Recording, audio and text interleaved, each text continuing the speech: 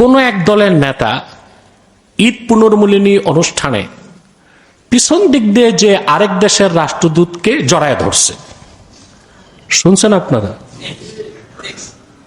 জড়ায় ধরার পর ওই যে বিদেশি রাষ্ট্রদূত তার আবার কাতুকুতি শুরু হয়েছে। এখন সোশ্যাল মিডিয়াতে ট্রল হবার পরে ওই নেতা আবার বলতেছে, আমি তো সুন্নতের আমল করছি। বিদেশি কূটনীতিবিদরা এবং আমাদের বন্ধুরা এখানে এসেছিলেন। ঈদের দিনটা মানুষ একটু খোলা মনে সবার সাথে মিশে, আমি একটু মিশেছি। হায়ারে আল্লাহ, এটা নিয়ে কি যে অবস্থা! নবীজি এটা করেছেন রে ভাই, তিনি তার প্রিয়তম সাহাবীর সাথে এটা করেছেন। নাউজুবিল্লাহ মিন যালিক। নেতা যদি বলতো যে আমি কৌতুক বশত করছি, তাহলে সমস্যা ছিল না। কিন্তু একটা কৌতুক বা বেসরা কাজকে যদি সুন্নত বলা হয়, তখন তা আঘাতটা ইমানের উপর আসে। সুন্নত হচ্ছে কোলাকুলি, সুন্নত কি? অনেক হাদিস আছে। যেমন হাদিস শরীফে এসেছে, লাম্মা কদিমা জাফর ইবনে আবি তালিব রাদিয়াল্লাহু তাআলা আনহু মিন হিজরাতিল হাবাশা তালাক্কাহু নবিয়্যু সাল্লাল্লাহু আলাইহি ওয়াসাল্লাম ফাআনাকাহু ওয়া ক্বাব্বালা মা বাইনা আইনাইহি।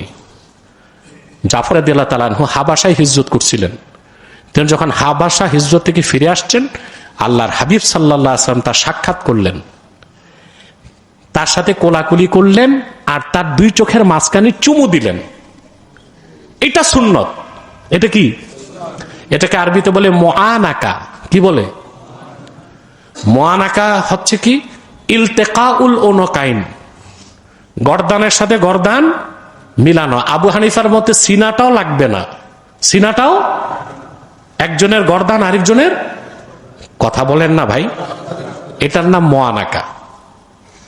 পিছন দিক দেওয়া যায় জড়ায় ধরলে এটা কি মুআনাকা হয়? দুইটা বিষয়।